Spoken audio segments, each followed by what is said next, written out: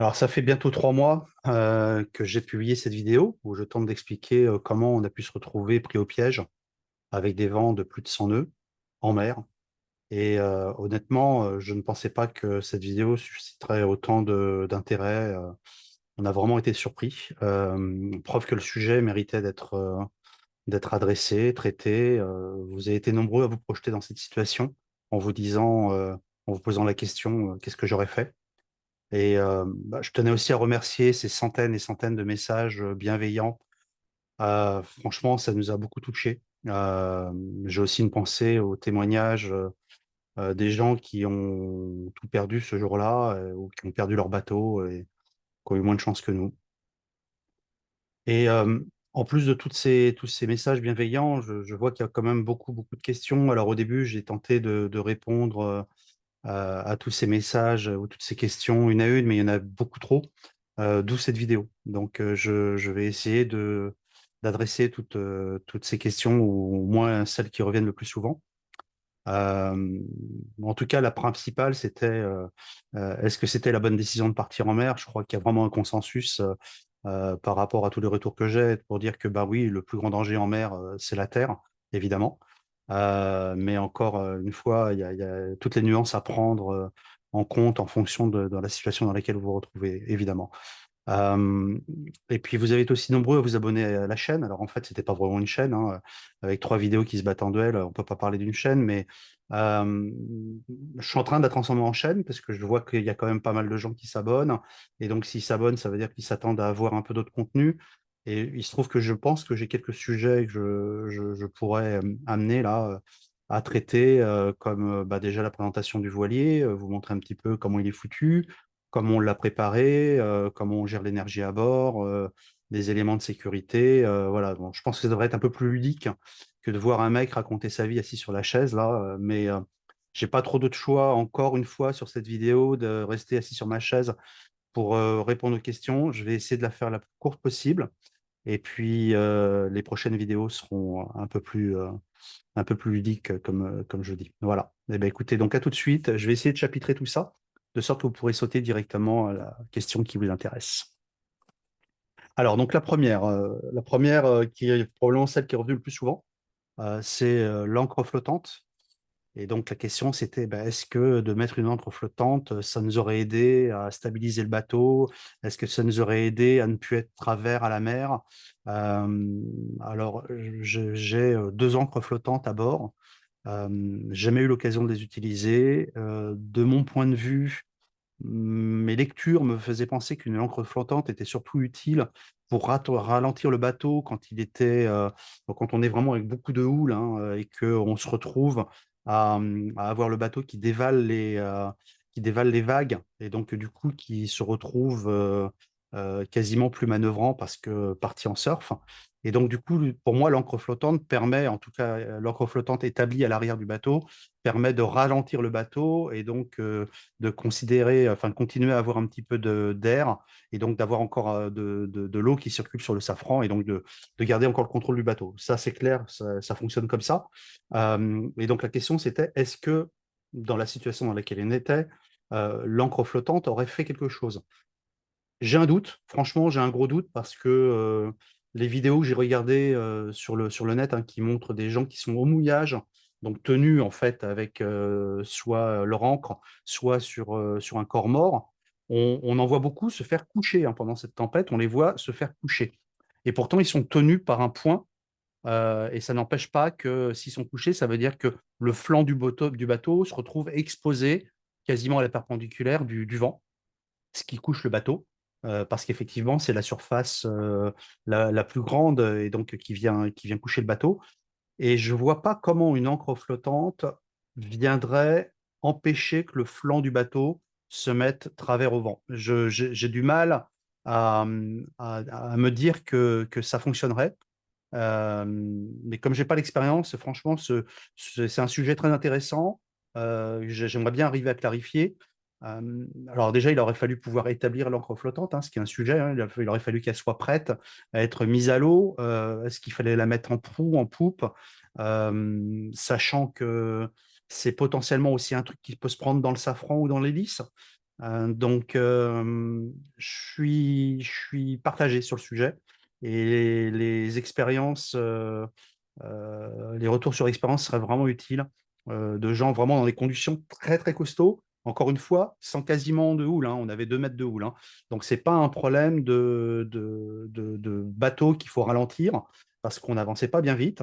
Mais c'est surtout une question de est-ce que ça pourrait remettre le bateau dans le lit du vent ou nez au vent.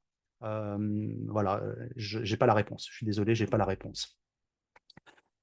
Beaucoup de questions aussi sur les dégâts matériels. Alors oui, il y a eu du dégât matériel, rien au regard des gens qui ont perdu leur bateau évidemment, mais grosso modo, tout ce qu'il y avait dans le mât est parti, à l'exception du radar et de l'anémomètre. Ça veut dire que j'ai perdu ma VHF, j'ai perdu mon antenne onde courte, ma girouette, le Windex, le réflecteur radar.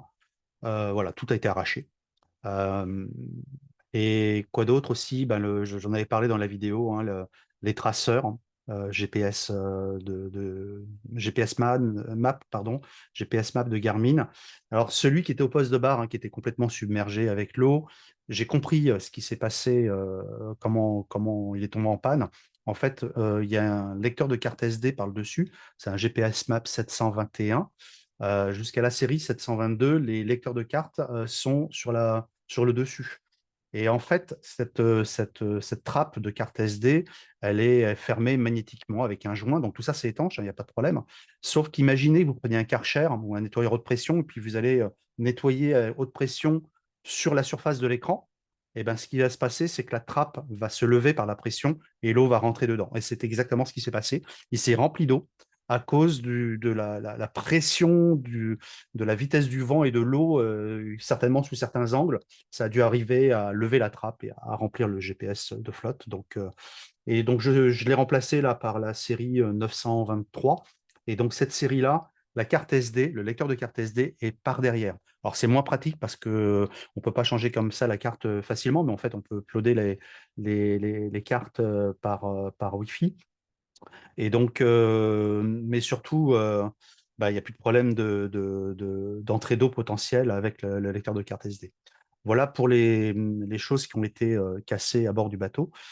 Quoi d'autre? Alors, beaucoup de sujets, beaucoup de questions par rapport au traumatisme. Est-ce qu'on a encore envie de naviguer? Est-ce que ça change nos plans, etc.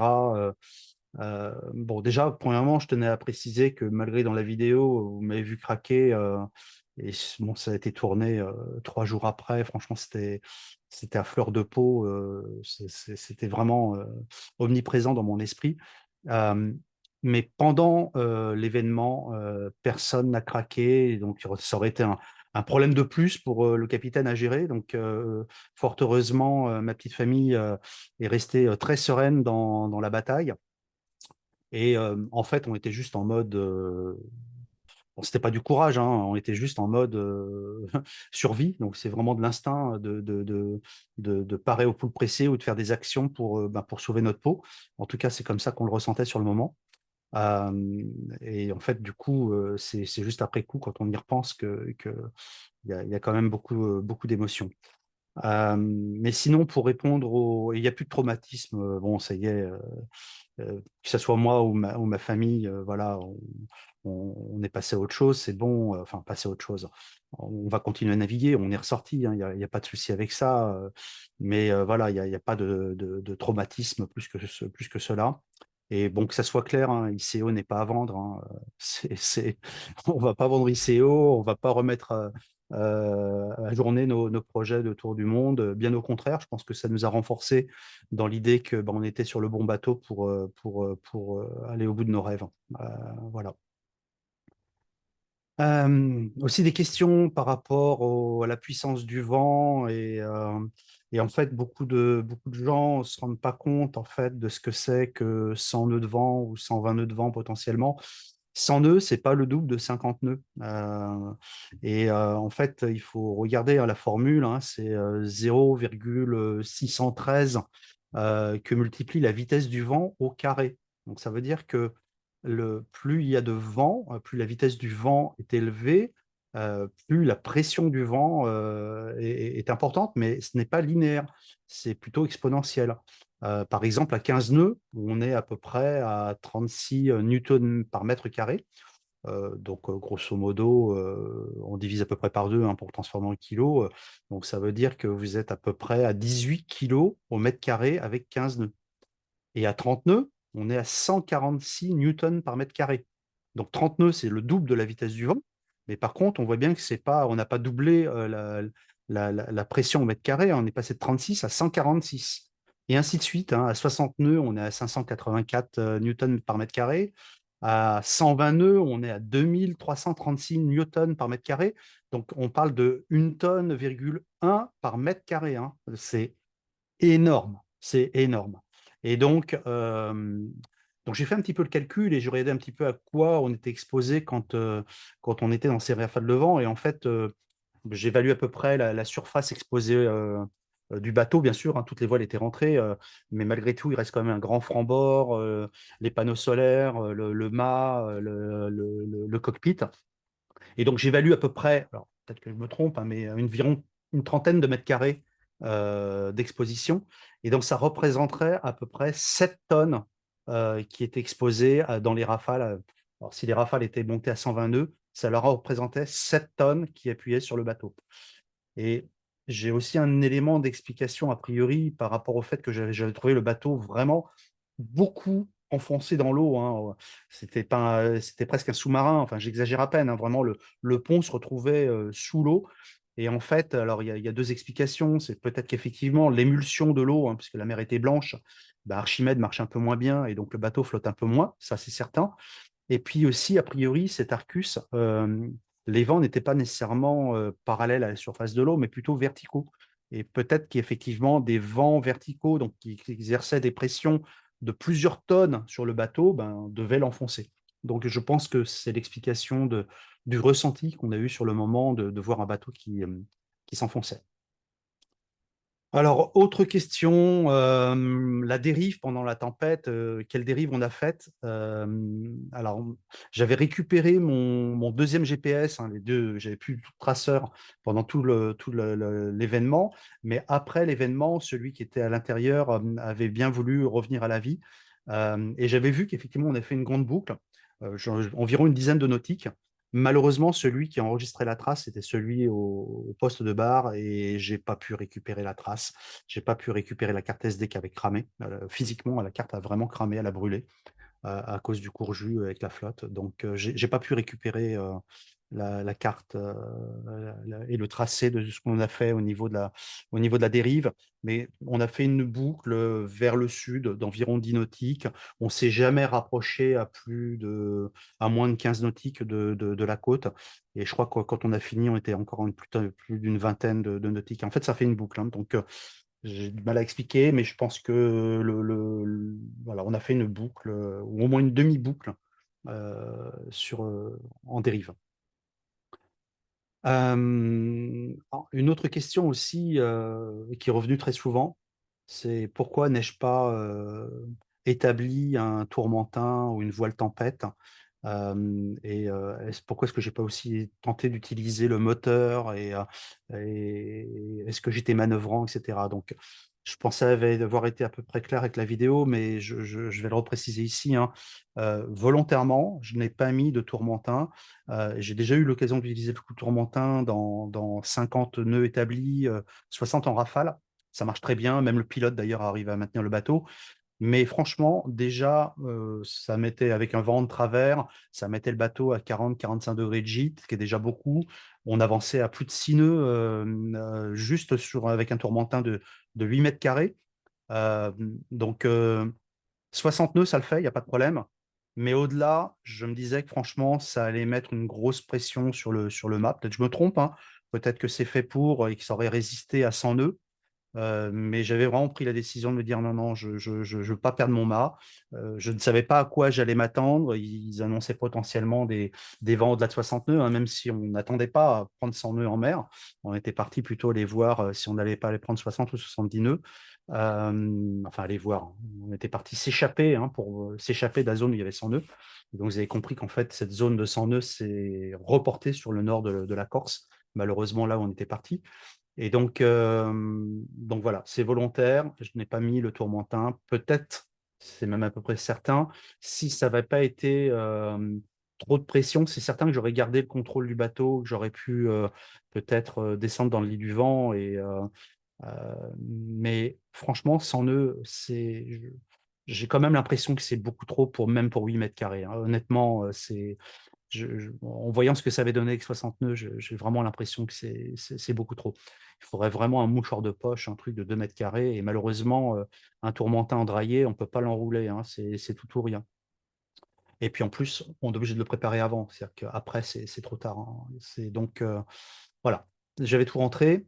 Et en ce qui concerne la partie moteur, non, on n'était pas manœuvrant, malgré que le moteur puisse tourner.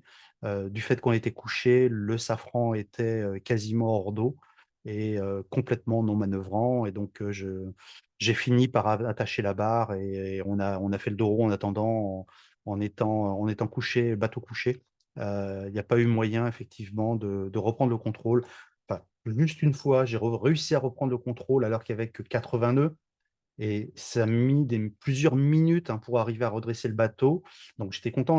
Voilà, j'ai remis le bateau droit. Je me dis, c'est bon, on va pouvoir rester manœuvrant. Et puis bah, là, quand la claque suivante est arrivée à 100 nœuds, ça a recouché le bateau une fois de plus. Et donc là, j'ai abandonné. Je fais, bon, ok. Et puis quand ça couche le bateau, il faut voir, hein, quand je dis que c'est une claque, c'est vraiment une grosse claque que l'on prend. Il faut voir vraiment l'énergie qui est transmise au bateau, à tout le système de barre.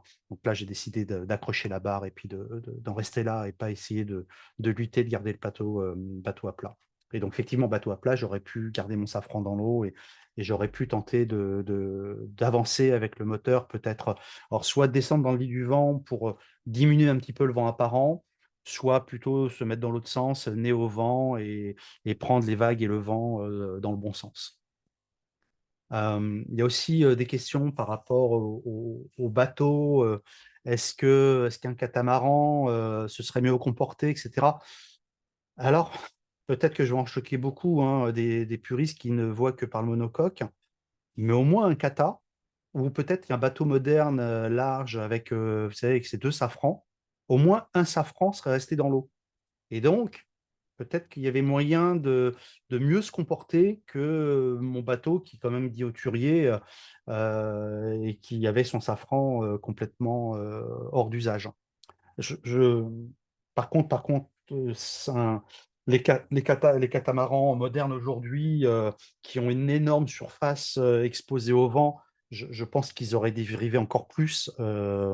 Et c'est pareil, les bateaux modernes à bisafran qui ont un arrière complètement ouvert avec les postes de barre à 30 cm de la surface de l'eau. Bon, je pense que ça amène d'autres contraintes. Quelque part, j'étais très content d'être sur mon voilier, hein.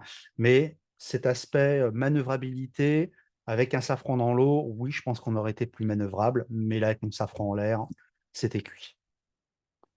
Euh, j'ai eu aussi des remarques ou des commentaires, hein, sur le fait que la contrainte d'un calendrier, ben, c'est pas très compatible avec la mer, et je suis absolument à 100% d'accord avec ça.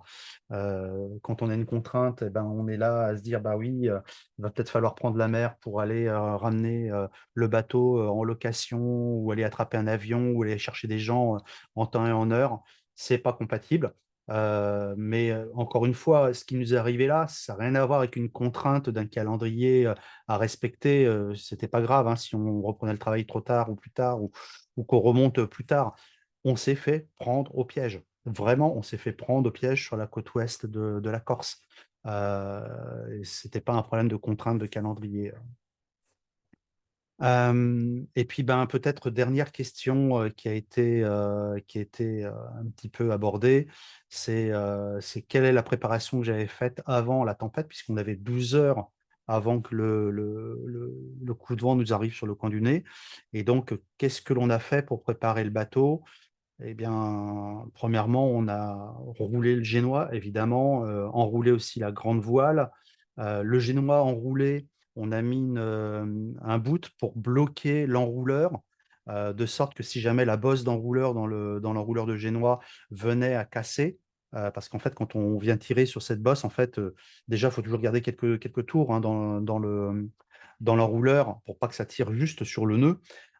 Mais avec un bout qui bloque l'enrouleur, là, on est certain que le génois n'ira pas se dérouler. Par contre, ça implique d'aller sur l'avant du bateau pour enlever le bout, pour si jamais on a besoin de réutiliser le génois après coup. Donc voilà, toutes les voiles avaient été complètement rentrées. L'ancre aussi était à poste, sécurisée elle aussi sur le davier avec un bout. En fait, la sécurisation de l'ancre, je la fais à chaque fois que je pars en navigation, qu'on nous annonce beaucoup de vent ou peu. Les vagues, ça peut arriver et il faut se rendre compte des efforts que ça peut faire sur le davier. Et donc l'ancre, elle était voilà, complètement bloquée, elle risquait pas de bouger. Le dinghy, alors il a été posé, on le met à plat dans le bon sens, enfin dans le sens normal comme une sens de navigation, donc à plat pont posé sur des berres. Et normalement, il est sécurisé avec 4 bouts. Et donc, j'avais tout doublé. Donc, on avait vraiment mis 4 autres bouts très, très gros pour tenir le dinghy en place. Il est avec son moteur, enfin, il est lourd, hein, il fait 120 kilos le dinghy, avec une bâche qui recouvre, hein, pour pas que ça se remplisse d'eau. Et ben, à la surprise, quand le coup de vent eut fini, j'ai trouvé le dinghy qui était sorti de son berre et qui était. Alors, il ne s'est pas envolé, mais je ne comprends même pas comment c'est possible qu'il ait pu se lever de son berre, sa paire de berres, et ait pu bouger alors qu'il était complètement au taquet au niveau des bouts. La bâche était tenue avec des sangles à cliquet. Enfin, normalement, tout ça, ça bouge pas, mais ça a réussi à bouger. Donc, ça n'a pas été très loin, mais voilà, c'est très surprenant. J'ai 2 paddles aussi. Alors, j'aurais dû dégonfler les paddles. J'aurais pu. Mais bon, je les avais vraiment sécurisés sous le dinghy et par l'avant et l'arrière. Et donc, les paddles n'ont pas bougé. Voilà. Mais s'ils avaient bougé, ça aurait été une prise de vent supplémentaire et peut-être la sécurité m'aurait poussé à dire qu'il aurait fallu les dégonfler. Euh, Toutes les drisses avaient été éloignées du mât, juste, et puis étarquées à mort. Alors éloignées du mât juste parce que ça évite de taper sur le mât, c'est désagréable. Mais voilà, je les écarte du mât et on les étarque à mort. La plateforme à l'arrière du bateau, alors moi j'ai installé une plateforme mobile. L'intérêt de ces bateaux, je vous montrerai ça sur une autre vidéo, hein, l'intérêt de ces bateaux dits hauturiers à cockpit centraux, c'est effectivement ce côté protégé dans le cockpit. Mais son point faible, je trouve, hein, c'est au niveau du confort pour l'accès à la mer. C'est pas du tout ça, quoi. C'est vraiment pas des bateaux faits pour accéder à la mer facilement. Rien à voir avec les bateaux modernes, hein, où on a une jolie plage à l'arrière et puis on est quelques dizaines de centimètres au-dessus de la surface de l'eau. Ben là, on se retrouve à 1 mètre 20 au-dessus de la surface de l'eau. Et donc, j'ai fait une plateforme qui est mobile, qui me permet de descendre au plus près de la mer et puis de la remonter quand on est en navigation. Donc évidemment, je l'avais remontée, sécurisée complètement en position haute. Quoi d'autre? Bah, évidemment, rien ne traînait sur le pont, hein, tous les bouts, tout avait été rangé, sécurisé. Je garde toujours aussi 1 ou 2 bouts à portée de main. Et par exemple, ça m'a servi pour sécuriser la barre. J'avais dans un équipet tout de suite un bout, hein, qui m'a permis d'attraper alors que voilà, quand la barre devenait complètement folle dans le coup de vent. Bon, j'en ai parlé, hein, j'aurais dû verrouiller les coffres avant et arrière. Donc ça, c'est à penser. Et puis bah, pour l'équipage, on avait aussi bien sûr mis les gilets. Il y a une balise AIS personnelle dans chacun des gilets. Donc c'est-à-dire que si quelqu'un tombe à l'eau, on a vraiment une position AIS précise pour savoir où elle récupérer. Donc ça, c'est quand même une super sécurité. Et bien sûr, on était attaché avec une longe dans le cockpit. Donc, même si le bateau se retournait, pour moi et mon épouse, hein, on était tous les deux restés dans le cockpit, on n'allait pas bien loin. Bien sûr, il aurait fallu que le bateau reste retourné bien longtemps, sinon on n'était pas très bien. Mais bon, je ne crois pas qu'on risquait le chavirage juste avec le vent. Pour moi, c'est les déferlantes, hein, qui retournent les bateaux et pas que le vent.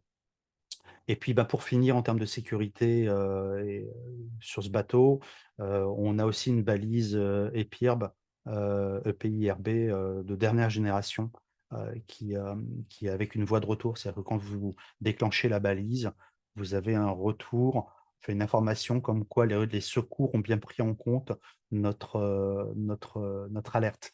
C'est pas un truc, monodirection où on est dans l'inconnu en se disant: est-ce que ma balise a fonctionné? Est-ce qu'ils sont en route? Est-ce qu'ils ont bien reçu l'information comme quoi on était en détresse? Donc, avec cette balise, vous avez un accusé de réception comme quoi, effectivement, la détresse est bien prise en compte. Et puis, ben, peut-être dernier point, sur le fait que, ben, non, on n'a pas contacté les secours. Et à aucun moment, il y avait de raison d'aller contacter les secours parce que, on est en galère, certes, on n'est pas nécessairement très, très bien, mais bon, les secours, enfin, vous avez vu, hein, je crois que c'est 90 bateaux qui sont retrouvés, abîmés ou mis à la côte. Je crois qu'eux ont fait, 129 interventions en mer. Donc, ils avaient beaucoup trop à faire que d'aller, en plus, 20 nautiques, en mer pour aller voir un bateau qui est juste, de toute façon, ils auraient pas été pendant le gros du temps. Donc, ils seraient venus quoi? Après et après, bah, tout allait bien, hein. Donc, je pense qu'il faut aller contacter les secours que quand on est vraiment dans la merde à un point où la vie est en danger. Là, notre vie n'était pas en danger. Mes coffres se seraient ouverts, le bateau aurait pris de l'eau, on aurait été en train de couler. Oui, évidemment, j'aurais contacté les secours. Mais là, contacter les secours pour leur dire: «J'ai peur, ça va pas, je suis en train de me chier dessus», ben non, non, non, non, bah, on se chie dessus tout seul dans son coin et on va pas emmerder les secours, pour un oui ou pour un non. Voilà, c'est comme ça que je vois les choses. Mais, voilà, je pense que j'ai fait à peu près le tour de toutes les questions qui sont venues le plus souvent et ben, je vous dis à bientôt pour d'autres vidéos, un peu plus ludiques, sur le bateau où je fais des bricolages avec pas mal de sujets, je pense, qui vont être assez intéressants à traiter. Voilà, ben, donc du coup, ben, n'hésitez pas à vous abonner sur, ce qui, je l'espère, va devenir une chaîne. Allez, à bientôt, au revoir.